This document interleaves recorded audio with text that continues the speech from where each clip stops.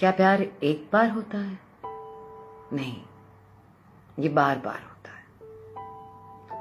तो फिर क्यों किसी एक का इंतजार होता है?